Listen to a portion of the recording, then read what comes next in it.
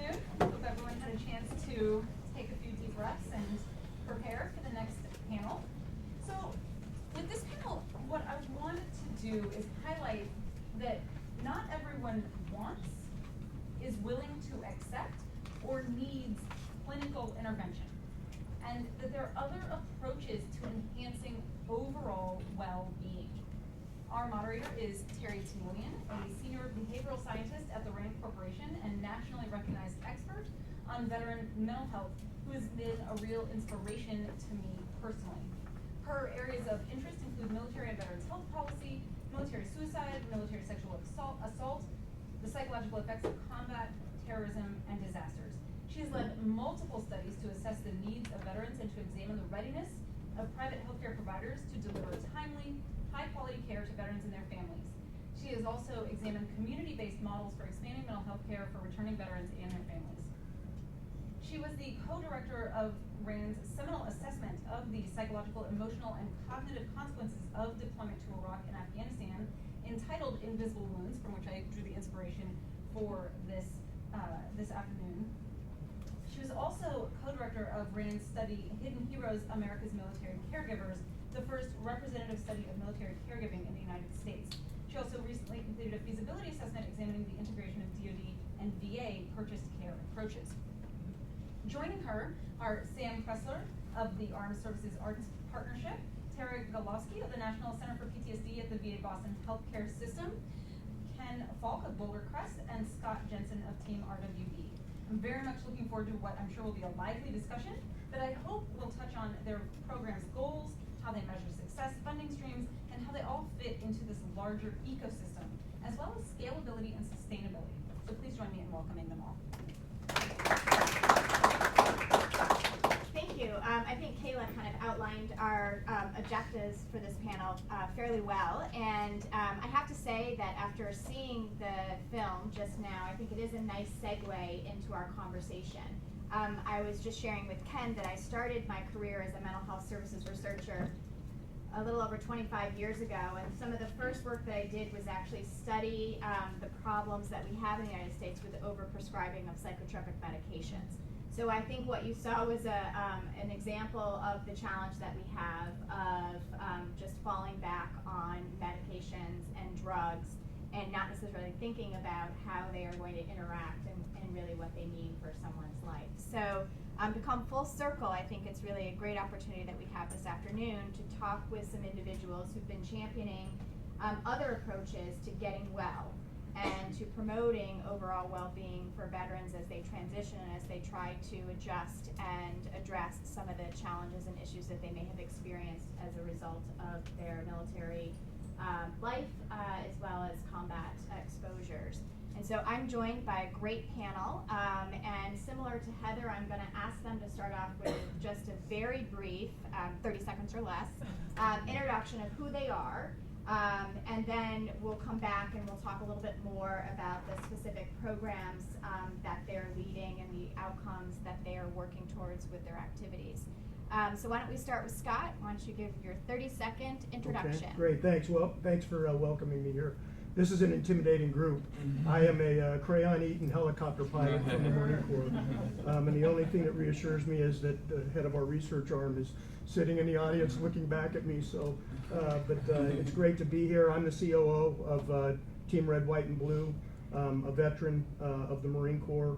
Very happy to be here. I've had an interest in the well-being of our armed forces, both in uniform and afterwards. Culminated at the end of my career in the Marine Corps as the head of the behavioral programs for the Marine Corps, and that's sprung me into this environment that I find myself in now. So thank you so much. Great. Well, there's a lot of familiar faces, and they are friendly. They will Yes, ask yes. hard questions, but it's a friendly group. Ken?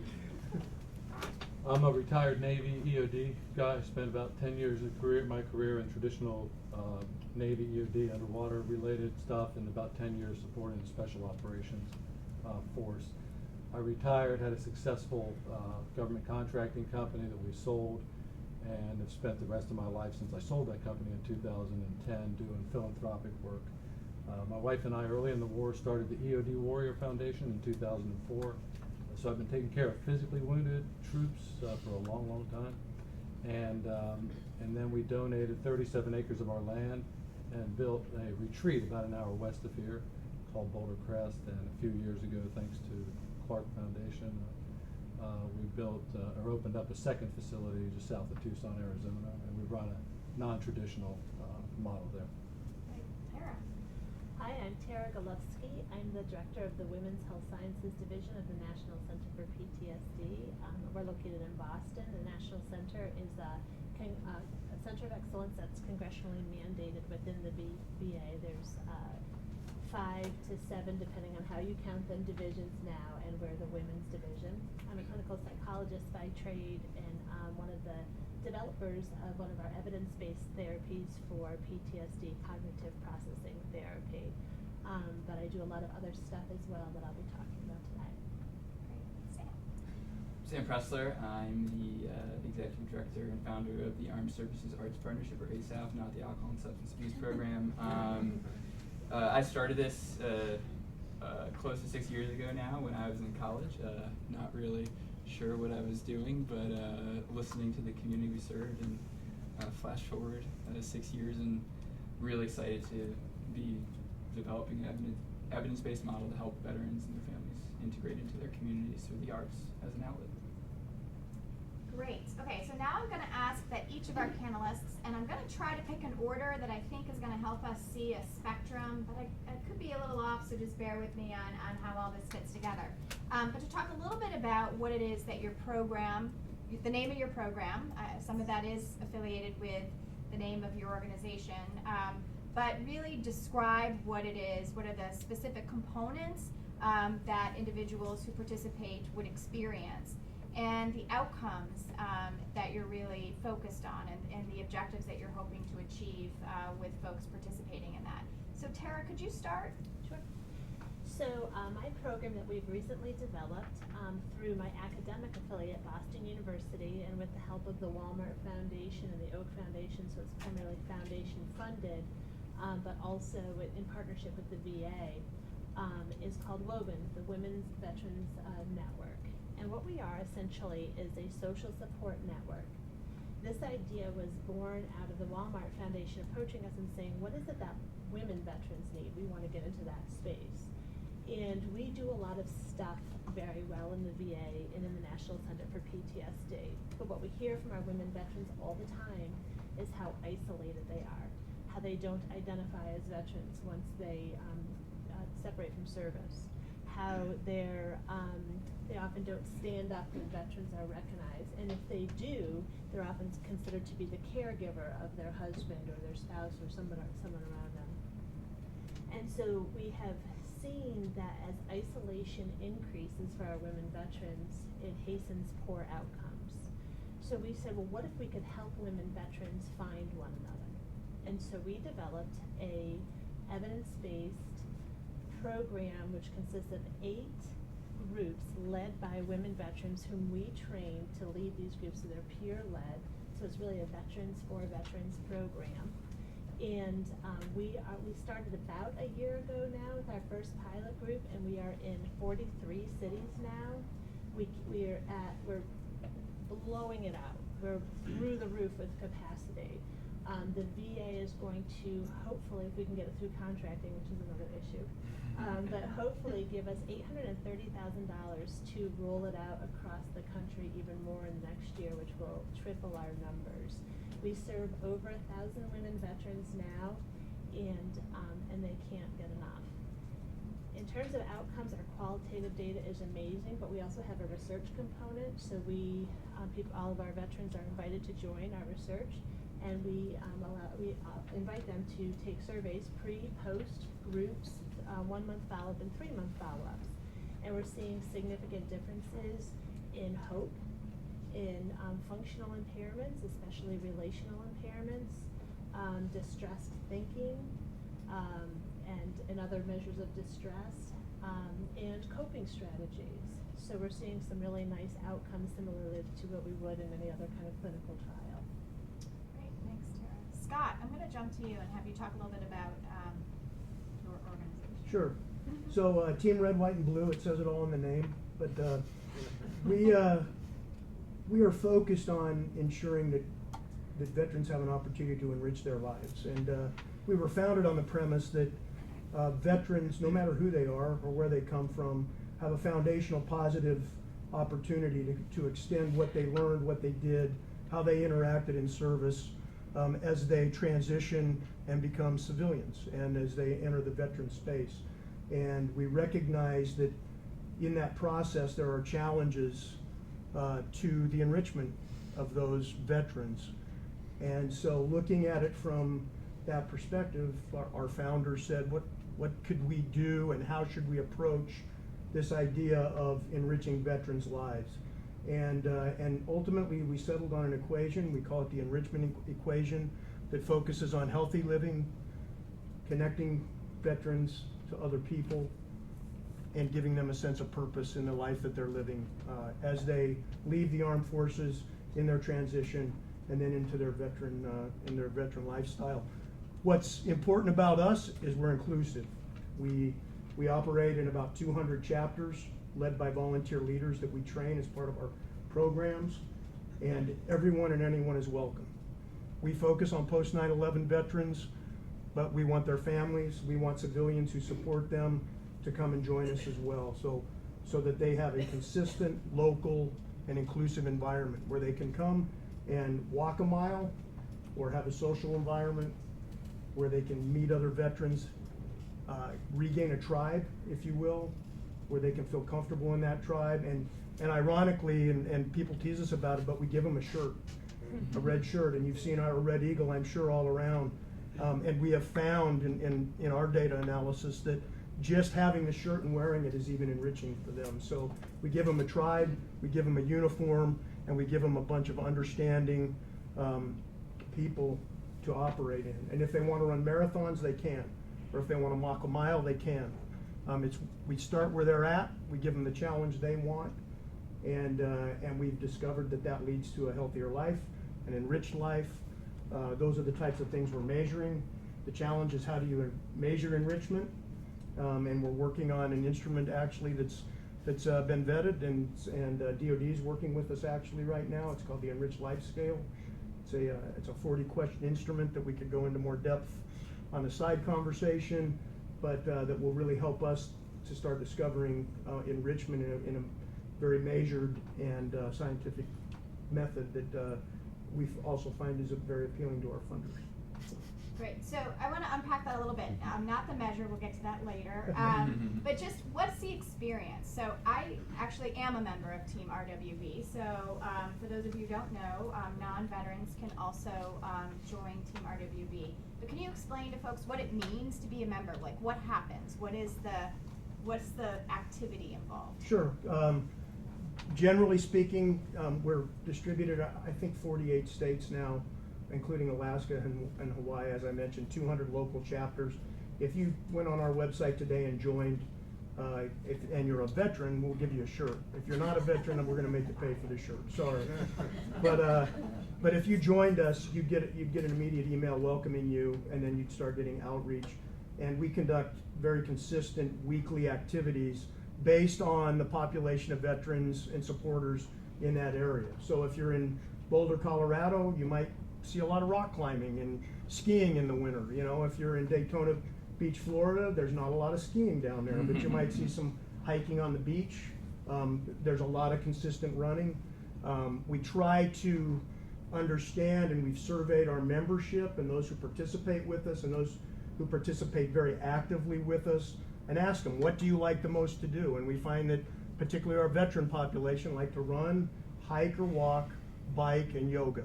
And so we do try to center a good foundational amount of our activity around weekly consistent activities that give people a chance to get out, meet their neighbors, get active in the community, get healthy, be outdoors, and have a release that builds up some protective factors for them, rather than that isolation and loneliness that they're finding sitting on a couch at home, wondering how to fit back into a society that oftentimes they just feel doesn't understand them. And Sam, would you mind giving us a description of the Armed Services Arts Partnership and the experience and the objectives? Yeah, and I'll just say this is a pretty full circle moment for me. I started this off really partially based on Terry's research, and I remember when I met her, I was like, oh my God, Tanielian et al. But and after we were doing these writing workshops, I saw what Team Red, White, and Blue was doing at the time, and I was like, we need to have this continuous engagement. And then I think Josh Goldberg from Boulder Crest was the first person to ever come to one of our performances, and I had that connection to Boulder Crest. So it's an honor to be on this panel with y'all. Us too. Good. That's what I was expecting. So, what we do, we essentially, our focus is offering classes, workshops, performances across an array of art forms for the entire veteran and military population. We're a community-based intervention, and as such, our WHO is very broad. So it's all veterans, all service members, all military family members, and all veteran military caregivers. We do classes in any type of art form you consider. A lot of people know stand-up comedy, our comedy boot camp class, improv, storytelling, creative writing, acting, the visual arts. And the focus of these programs is, we were very clear that we are not an art therapy program. We are focused on building skills, providing a place for veterans and their families to connect with one another, providing a platform for you to express yourself and share your story. But what's also important is that we provide our community members with a stage and a platform. So we just published our second anthology. We host over 50 performances per year, and in those performances, we invite the community in. So if you're a veteran military affiliated, what we're finding from our research is that veterans and service members walk away from those performances more interested in engaging in the arts as a result of seeing those who've done those performances from the same background. And if you don't have a connection to the military, what we're seeing is that people walk away with a broader understanding of that experience. But what's most important for us as an organization is that it's not just a class or a workshop, a pat on the back, and you're done. We're invested in the long-term engagement of the veterans and service members in our program. So all of our programming is offered in partnership with local arts organizations. We believe that arts organizations have a lot of the tools already in their tool belt to offer the programs, but they're missing a few things. And so we provide them with training on best practices for trauma-aware and culturally competent instruction. We provide them with partially the funding to continue the program, and we measure the impact of our work so we can sustain that. We also have a leadership development program, so when folks graduate from our classes or workshops, they can then get trained to become peer mentors and then instructors of those programs. So our improv, our comedy, our storytelling classes are all now led by the alumni of those programs. What we're finding in terms of outcomes, we just are about to wrap up an 18-month study thanks to the support of the Eod Warrior Foundation. It's a mixed method study, so we have qualitative and quantitative. Our quantitative side, we've done pre, post, 3 and 6 month follow-ups. We have a control group, so we were able to have 40 people who didn't go through our programs, and we're able to compare our results versus the results of the folks who were in the control group. And what we're finding is that folks are sustaining significant improvements in well-being over those 6 month periods, with a caveat that's kind of predicated on our hypothesis that there needs to be long-term engagement. For the folks who remain engaged in the arts or with fellow veterans, those sustained outcomes are maintained over time, and for those who don't, they go away. And so for us, it's continuing to provide those outlets for engagement in the arts, for engagement with fellow veterans and in their communities. Great, thanks. And Ken, could you share with us a little bit about your quest? Yeah, well, let me tell you how I got here first. So I went on a journey. We opened up this retreat center with really the mission of having severely wounded troops in the early phases of their inpatient stay at our facility. And in the first year, the other thing we did was allow small nonprofits, which we measured as $1 million or less in annual revenue, to use our facility for free. So we've hosted Team Red, White, and Blues board meetings. We just had Team Rubicon out in Arizona. Lots of different small nonprofits. And in this first year, I met a mixed bag of some really interesting people: acupuncture, acupressure. We tried it all. In 1989, I broke my back in a parachute jump, and I wasn't getting much better with traditional DOD kind of physical therapy. I had a physical therapist, a young E3. She'd been out of corpsman school for 6 months maybe, And she would lay me on the table, hook me up to some electrodes, shock my back, give me a bottle of Motrin 800, what we used to call diver's candy, and say, all right, Chief, we'll see you in a week. And that was my physical therapy. And when I broke my back, I dislocated my shoulder as well. And 3 months after my injury, I still couldn't lift my arm higher than my shoulder. And a friend of mine said, why don't you go see a chiropractor? Now, in 1989, they were witch doctors, right? I mean, it was a witch doctor. And I walked out of one chiropractic appointment with my arm swinging over my head. I was told at the accident I may not walk again in Puerto Rico, where I broke my back. And after I was discharged from my inpatient stay, I was told my career was over. 9 months later, I was back on full active duty and ran the best PT test of my career. So I'm a firm believer in motivation. I've suffered several brain injuries. I played professional ice hockey for a year out of high school, and hockey for another 4 or 5 years, and I've been around more explosions than we can probably count together in the room. So I was frustrated watching the mishmash of what we had hosted at the retreat. So I bought myself a plane ticket, a one-way plane ticket, and I went around the multi-trip ticket around the country. I went to Boston, I went to Harvard, I went to the Benson Institute. I met with Dr. Benson, one of the leaders in trauma focus. I've met with anybody you can imagine, the guy who led the clinical diagnosis of PTSD in 1980, Frank Openberg. I went out to the University of Chicago, met with Mary Jo Barrett, who runs the Center for Contextual Change. San Francisco, I went out to Napa Valley, to Pathway Home, and met with Fred Guzman. And behind closed doors and in open settings, every psychologist, every psychiatrist, and every social worker I talked to said, what we're doing for veterans doesn't work. And I was having dinner with a very prominent couple in San Francisco, and the lady, their husband and wife, so both psychiatrists, looked me right in the eyes at dinner and said the same exact thing. And finally, I was ready to drop my fork because I'd been on this trip and I'd heard it over and over again.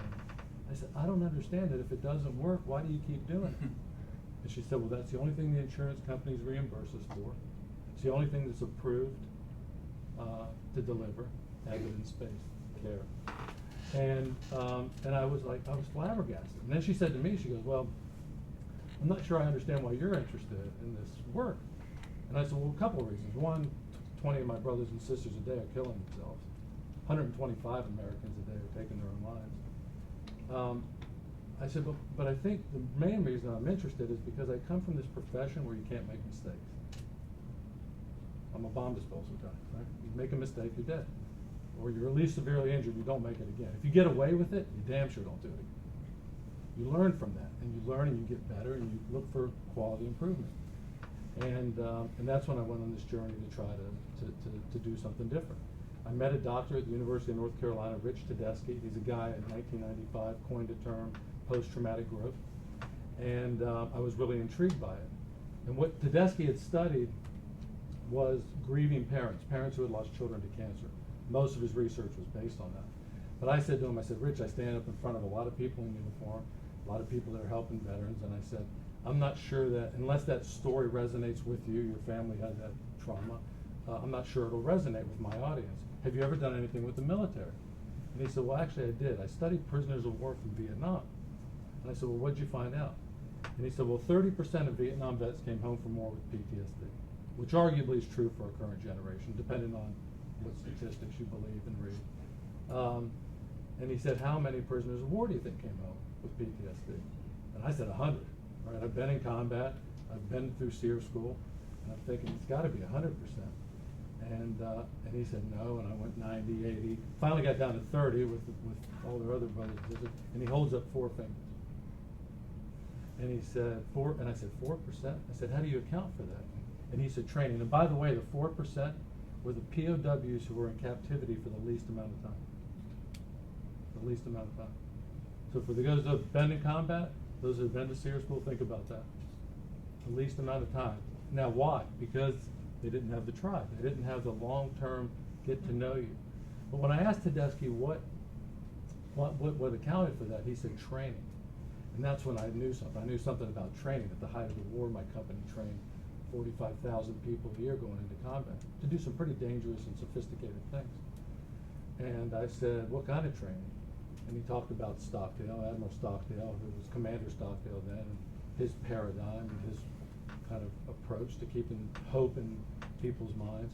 And I said, Rich, I know something about training. I said, do you think we could teach people? I understand you're researching this stuff, but do you think we could teach people how to achieve post-traumatic growth in their life?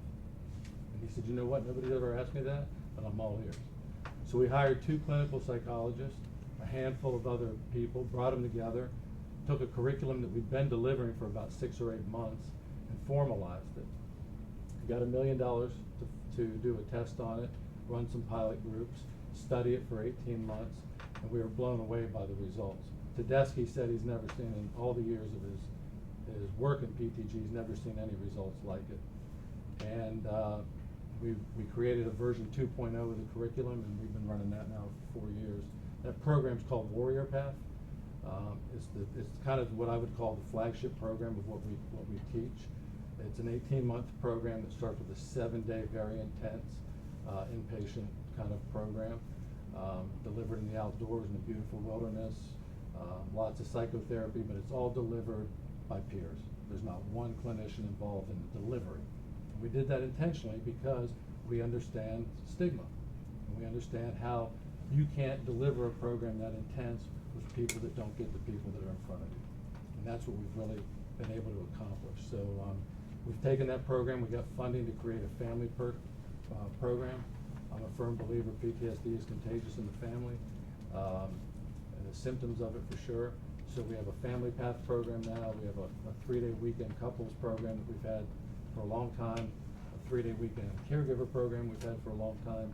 2 out of the 12 of our Warrior Paths a year are for female veterans at both locations. And when our cabins and our facilities aren't being used for the specific programs, if you're honorably discharged, if you're a combat veteran, which we're pretty gray on that definition, you can come once every other year and stay free of charge for 2 to 7 nights. So we call that our family R&R program. Great. That's what we do. Thank you, Ken. So you've each already touched on a little bit that you're doing research, you're collecting data, you're implementing surveys among people that are participating in your program, and you're focused on a range of outcomes that kind of really fall outside of the medical arena, and look at social determinants of health or various different domains under the broader kind of construct of well-being. Whether it's social connection, whether it's an enriched life, post-traumatic growth. It's interesting to see that you're collecting data on participants. And this morning, as you heard, I asked questions of our panelists about what they're doing with that data and how it's going to inform the knowledge base. And so I'll have you think a little bit about that. I know I didn't prep you all for that question, but I do think it's important as we come away from today with what does this all mean and how does it change the future in terms of its opportunities. But I do want you to reflect for a minute for the group and talk a little bit about how you perceive your programs or your activities or your interventions, if you will, fitting in the larger ecosystem of how we support veterans in the United States, and specifically talk about how you believe you intersect with those types of clinical programs that we've heard about this morning that are specifically focused on achieving symptom reduction for post-traumatic stress disorder. And so, how are you relating to the VA? Do you refer to the VA? Do you get referrals to the VA? How do you intersect with kind of those more clinical treatment systems of care? Sam, I'll start with you. Sure. We refer on an array of axes. So there is the clinic to community. We also deal with like the arts to military continuum, which is, I always say that it's probably better that we do our program to help artists rather than veterans. They have a lot of challenges. But we have to think about how do we get artists. That joke flopped, by the way. We can workshop it later. But this is my first time trying. But we work with arts organizations, and we figure out how do we get arts organizations prepared to serve veterans, and we use our training to do that. And we also need to make veterans and military aware of these arts programs that are available. So we work on that spectrum. But then when we think of clinic to community, we do work, and I'll say informally, with in the regions we serve with the VA, with the DoD. A lot of that is just individual relationship building with specific clinicians at the local military bases, VA hospitals, vet centers. And that's actually pretty that's actually not that difficult. The VA is the number 2 referrer to our program after word of mouth from our participants. I'd say the challenge for us is the community back to the clinic as a community provider, because for us, we can only go so far. And that to me is where I see the gap. If we have the VA doctor who is referred someone in, or if they provide that information to us, we are able to refer back. But if we don't have that information, we then have to work with kind of community referral mechanisms, whether it's like Every Mind in DC or Code of Support or Mission United. But I think there's still a lot of room for growth on that end, being on the community side, because what ends up happening is a lot of people who may need more support than we can provide come to us first, learn that they, or may become more open to help, and then we need to be able to provide them through those channels, and I think we're still have opportunities for growth in that regard. But you see the role is to make that handoff. Yeah, I think it's vitally important, and we're anecdotally, at least, that is a sub-theme of our study, is people like be more willing to seek help. And I think just based on the nature of what we do in the arts, there's that performative element. A lot of people who are crying out for help sometimes come to us, and we need to be able to refer them back to support that's more clinical in nature. Scott, I mean, I imagine folks join Team RWB, they come for a couple runs, they get to know their community, and they're healthy, and they're hopefully achieving their enriched life. But how do you see your role in connecting with a formal system of care? Yeah, so Sam mentioned it, we've heard it during the movie and other elements of this. I think long-term consistency and local connection in the community is vital important to any veteran and their caregivers and their family members as far as supporting them. So whether they've been in a clinical environment where they're being treated for something incredibly intense and very focused, or whether they're just a run-of-the-mill veteran who is struggling with transition, that consistency in community and being able to sustain that with multiple touches and deep engagement is important. And we see ourselves as a continuum of that. In fact, we work with both the VA and we have a partnership with the Wounded Warrior Project, both where, one example with the Wounded Warrior Projects, they have a 90-day coached cohort of folks who need a lot of help to get themselves back into feeling better and dealing with health concerns that they may have. But the question they have is what happens at the end of 90 days. And what we do is we partner with them to introduce Team RWB to that cohort while they're in the program, so they know that when they get out of that program, they can go into the community with a red shirt, know that there's someone there who will help them sustain what they've been learning from the Wounded Warrior Project's programs. Several examples like that. We do the same with the VA. We have informal relationships across the country, everywhere from some of the veteran courts to even some of the residential homes that we interact with the veterans that are participating in those. Again, as a local sustainment effort, once their relationship with perhaps that more intense treatment plan is over, so that they have the support from people, they have a healthy lifestyle, and an opportunity to contribute back as contributors in their community. So Ken, you sought out specific interventionists, if you will, for non-traditional ways to kind of help people be well and address any of the challenges they have. So how do you think about that continuum and that spectrum of within the ecosystem for veteran health? Well, in a couple ways. First of all, I think I've seen healthcare in a lot of different ways. DoD healthcare, I'm a disabled vet. I've seen VA healthcare, our local VAs in Martinsburg, West Virginia, where I live. But as an executive, I went to the Mayo Clinic every year for my physicals, my care. And if you haven't been to the Mayo Clinic and you can afford it, I highly recommend it. You won't find better healthcare in this country. And that's arguable. Maybe the Cleveland Clinic will argue that, or Harvard may argue that, or Mass General, but I'm telling you, the Mayo Clinic's unbelievable. You know how they take blood at the Mayo Clinic? The same way they take it at the VA. The same way. The difference is, it's good morning, Mr. Falke, how are you? We know you've been fasting all night. Let's get you up for your blood test. Now your blood test is over, let's get you a banana, let's get you an energy bar. Now the rest of the day is there. And at the end of the day, all that stuff comes together. You You sit down with your doctor and you feel good about yourself, and they tell you what you gotta do to go on for your next few days. So, I tell you that for one reason and one reason only. When guys and gals get sick, whether it's visible wounds or physical wounds, you tend to lose agency. You tend to lose this ability to take care of yourself. And you rely on people with certificates on the wall to take care of you. So what I think has to happen as you look at a continuum of care is that somewhere in the beginning, you have to help people get that agency back. The kind of once a warrior, always a warrior mentality, that when you go to the doctor, you don't end up on 15 different medications. I had a colonel, active duty colonel, full birth, on 37 different medications from 3 different VA hospitals.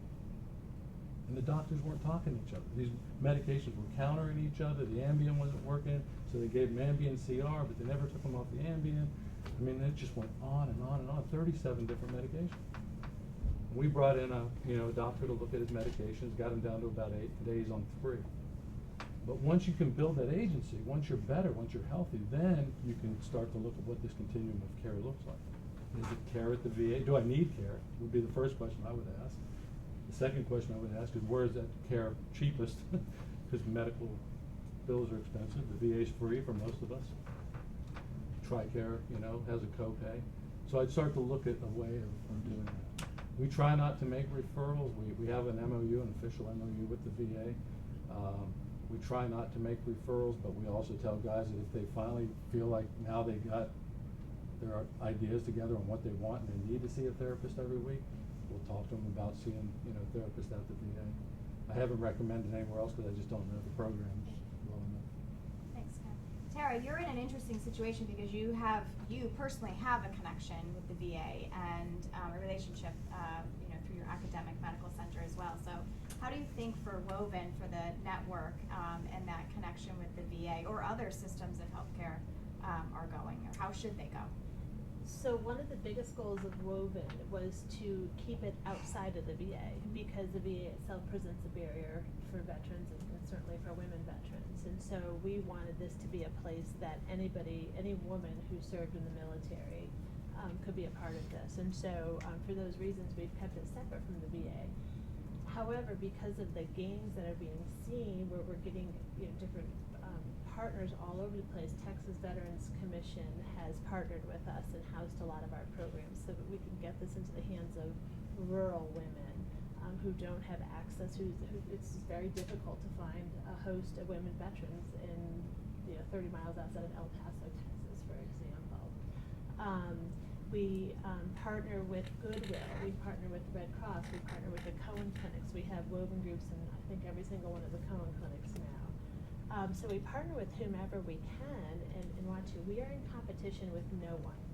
There's no one that we're competing with. No one does what we do, and we don't do what others do. So part of our mission truly is to be a watershed of resources for women veterans, because women veterans can't go into their VFW in most towns. There's 3 that we've heard of that are more friendly to women veterans. They just don't feel like they fit in. Now that might be different in a specific VFW, I shouldn't say never. Same thing with American Legions. It's just a different experience. And we see our women veterans at risk for those reasons. So we had developed this program because of the connections that this would offer this very specific population who is feeling disconnected. But the mental health needs that we're seeing are really, they far surpass our expectations. We are in our most recent round of data collection, we were up to several hundred women veterans, and we're seeing that over 60% are well above clinical cutoffs for PTSD. We had envisioned this to be a surviving but not really thriving kind of population, people that were really seeking social connections. And what we're finding and what we're hearing through emails and through reaching out and through when we go and we do our trainings is some women are really hurting, and PTSD and depression are through the roof, and so we have to have resources that we can send people to. And so this is peer-led. This is not a mental health intervention, nor can it be. And so we have to have places that these women can rely on, and the VA is an excellent place for them to go. So we do refer back and forth quite often from the VA. Many VAs have opened their doors and allowed space for the groups to meet. And we're having real success stories. People are getting hooked up with mental health treatment for the first time in their lives, and really doing well and bringing that message back to the group. And word of mouth is the best, is really the best way to kind of spread the referrals. Right. Well, I want to open us up to the audience questions in just a minute, but I'm going to ask each of you kind of in a rapid fire way to talk about two topics: scaling and sustaining.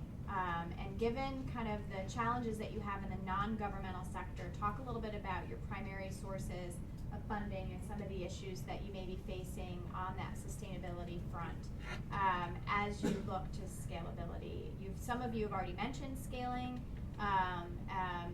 Some of you may not be interested necessarily in scaling. So, Scott, why don't you get started? We're definitely interested in scaling. We know that there are roughly 3.5 million post 9/11 veterans that we think would be interested in what we have to offer, and every year we know that another 250,000 enter the veteran force. So in 4 years, that's another 1 million that are out there. So, you know, we want to scale to be available to them.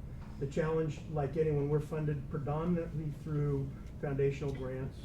We have some corporate support, but we like everyone this morning, and I'm sure everyone else here, we want to diversify and get to that. But I think the key is being able to demonstrate evidence-based practices. The philanthropic support community is rightfully holding us accountable to those type of standards. We've always wanted to live by those standards anyway, so holding us accountable to those is good. I think there's one other point though to scaling. You know, we talk a lot about the VA, but we also talk about the veterans that are unknown to the VA and all the rest of us. And it's kind of a flip side of this question you just asked, but our challenge is trying to find those veterans and serve all of the veterans, not just the ones who are on the VA's rolls or on a state VA's rolls, but gathering all of them. And whether it's for us to support or someone else, it's capturing all of those people and making sure they get what they need and they deserve. Sam.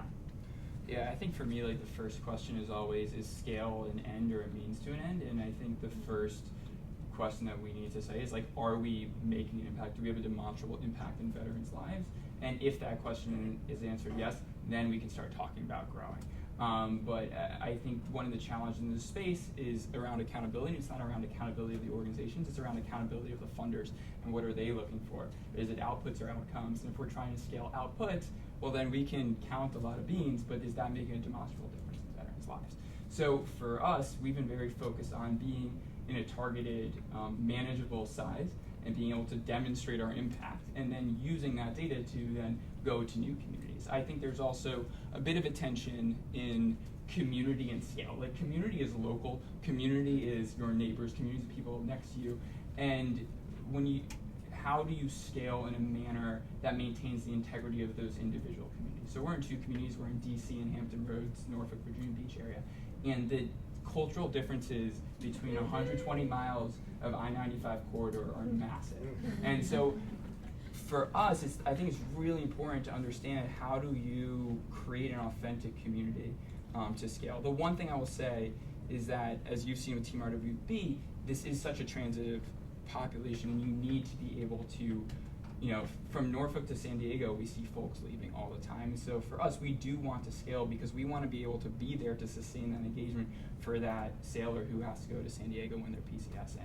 And so that's really our drive, is actually to maintain those outcomes through scale. But I think scale for us has always been a means, not an end. Great. Tara, you've already touched on it a little bit in terms of trying to get the grant from the VA, but any other big goals on? Yeah, the VA will pay for the pieces, that is difficult to pay. It really is the travel that's difficult to fund. You know, we bring our women in, we need them to be together, we need to kind of to plant the seeds in that way. So that's what the VA will cover, but we don't want the program in the VA. And not only because of the barriers that would present for the membership, but because of all of the technological barriers. So our scalability is access and reach. we want women veterans to actually be able to take part in these in-person groups because they're really, really powerful. But we will never be able to have a group in every town and hamlet and city and so forth in the country.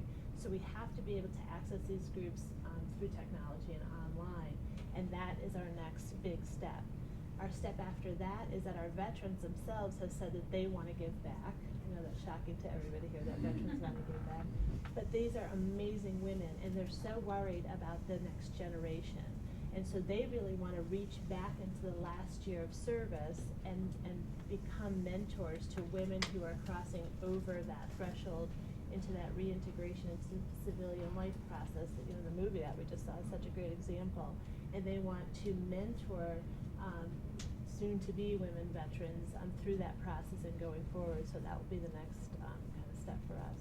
Great. And Ken, you're on the cusp of some really exciting opportunities, I think, around these two issues. So if you can kind of tell us a little bit about scalability goals and sustainability challenges in 2 minutes or less, so we can open it up to the audience. No, the scalability, we scaled to Tucson, trained a staff, and for 2 years now we've been delivering programs out there, and very happy with the quality assurance that has to happen, because when you scale, that's a big kind of piece of that.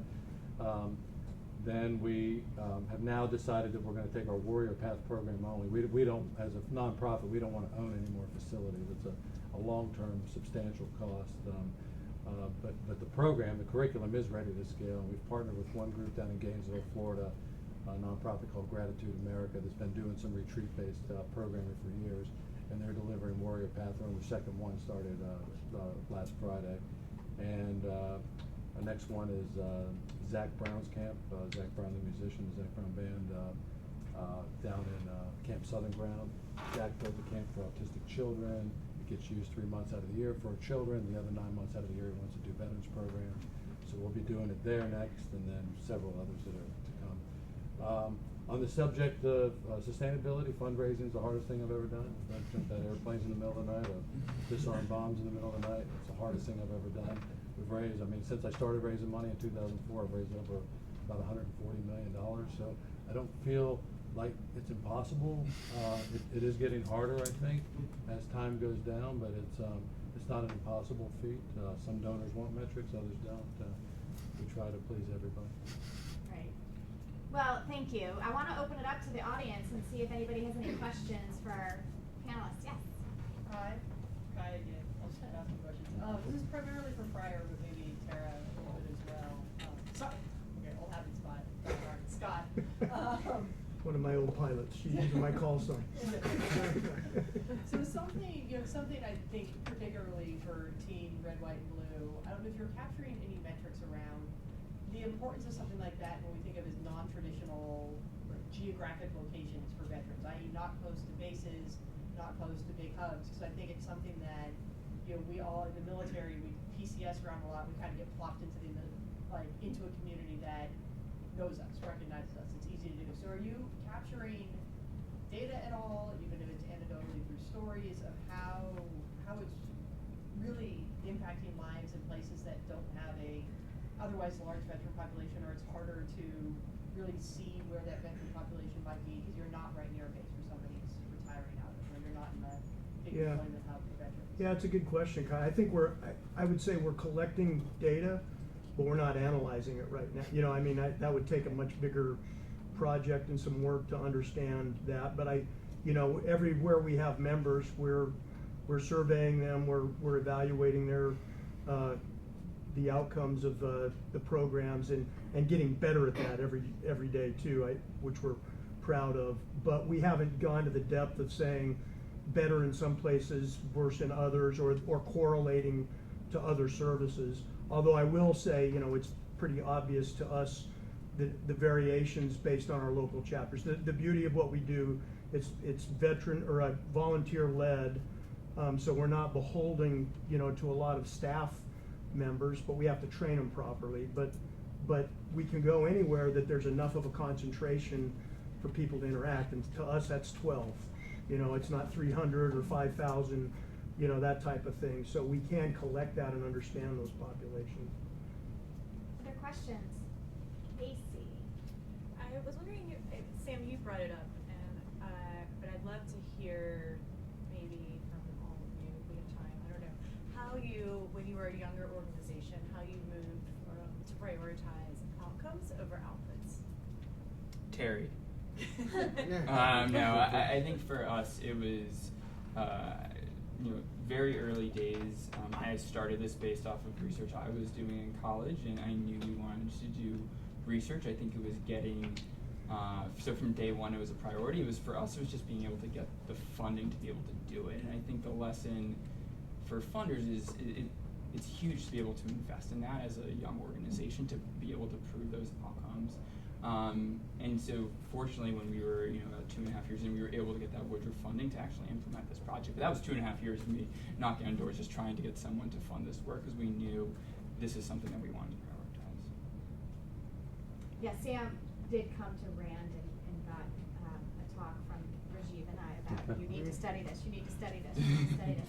Anybody else want to answer Casey's question before I go to other panelists? How do you I'll just say prioritize this, Casey, outcomes? I tested my company's mission when we first started was to test special operations technologies on the battlefield. I took, let's say, 20 or 30 items to Afghanistan and Iraq, and was told by operators, we've got to have this. It's mission critical. It's changing the way we do things on the battlefield. Brought them back to the Pentagon. The Pentagon didn't buy them. Took other things over. They said, holy crap, don't bring that thing over here. We don't want it. Brought it back here, and the Pentagon bought it. So then I'm with a donor once who gave me a lot of money, $1 million, and didn't care about metrics. And by the way, my wife and I have put, between our two foundations, $4 or $5 million into them ourselves. So, and I didn't care, because the antidotes were so important to me. To know that we were changing the lives of Walter Reed and what we were doing at that retreat early on. So it wasn't until we met a few, I won't even call them sophisticated donors, that they started asking. And that happened, by the way, that happened recently. In the last 3 years, it's become, kind of the buzzword, evidence-based and then money. But I still, for every donor I meet 10 that don't care. For every donor that wants metrics, I meet 10 that don't care. And I'm not talking large donations, but let's say the large is in $10,000 or more. For every donor I meet 10 that don't care. So it's been interesting to me. The ones that do care, we're trying to satisfy it, and we put a lot of energy, hired 2 clinical psychologists to put it together, but early on, to answer your question specifically, I didn't care. So I saw 2 other hands in the back, but I know I have 2 of my funders here in the room who also both raised their hands. They also have questions about foundations with expectations around outcomes. Meg, did you have a question? I do. I'll try to make it quick, but Scott and Tara especially. And we've talked about scalability, we're talking about outcomes, we're also talking about programs that are peer or volunteer led. How do you maintain that quality and ensure that you're measuring your program and that you're not just have some volunteers or some peers that aren't doing what they're supposed to be and torquing your outcomes the wrong way? So fidelity to our program. So the way that I'm an interventionist, so I develop interventions, and so when we pulled this together, we manualized it. So there is some level of standardization. I go around the country and I train our women veterans, which is an absolute honor to do, truly. I've met some of the most remarkable women that way. But from the scalability perspective, I cannot continue to do that if we're going to grow. So we developed a train-the-trainers model. And we took our most experienced peer leaders and we brought them into DC here in April. We had our first train-the-trainers. And that's when things started to fray. So it's very interesting. It's a really, really good point. This is a volunteer workforce. These are peer-led. These are wonderful, amazing women, but not clinical psychologists, not folks that can get up in front of room lead groups and so on and so forth. And so we developed a consultation process. We have a consultation calls where we problem shoot. We develop manuals for trainers to help them in any way that we can. But it really is a lot of being present in the organization and a lot of time one-on-one with our peer leaders to keep them on board. And we have attrition. People drop out. People come, we train them, they go home, and they don't start a group. It's actually it's a fair rarity, but that happens as well, and that means that another city didn't get a group because we only have so much money. So there are problems, and so statistically we have to track that. We have to look at differences, we have to understand them, and then we have to develop processes, better applications, letters of recommendation as we grow and become bigger to try to reduce that as much as possible. Did you ask one more person too, right?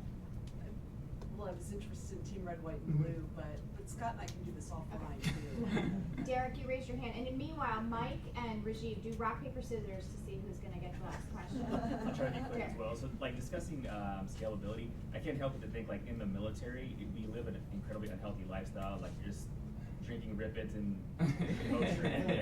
binge drinking. And I feel like these are all great programs, but is there a way, or is there any desire to scale for the active duty population, so you don't have to wait till they hit rock bottom, or you get these lifestyle changes before they try to figure it out on their own? We track what we call VGrads, so veteran, guard, active reserve, active reserve, and active duty. So we do try to reach into the active duty force, and in fact, we're working with the VA right now on a partnership to get in front of their transition classes.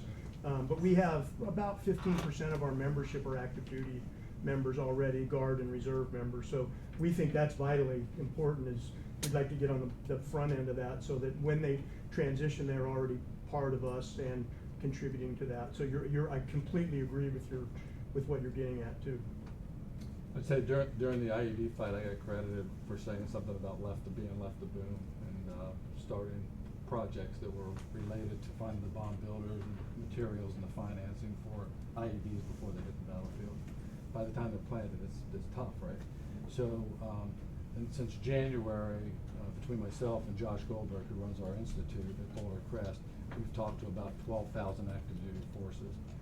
Josh talked to 2nd Marine Division. I went down and talked to the Navy Seabees, had 5 active duty suicides between Christmas and New Year's. Just came back from Pearl Harbor, Hawaii. The submarine force out there had 2 suicides in 2 weeks. So went out and talked to them about this. And I think, you know, I say it tongue in cheek and a little bit jokingly, but I said the only time I ever thought about killing myself on active duty was when I had to sit through that PowerPoint presentation once a year for suicide prevention. And the opposite of suicide isn't prevention. The opposite of suicide is teaching people how to live a good life. And if we don't get left to boom, this problem's just going to continue to exactly. I would say this, that most of the problems that we have in the veteran space are caused by that lack of good transition and good quality of training. I tell people all the time, PTSD is as much of a leadership issue as it is a mental health issue.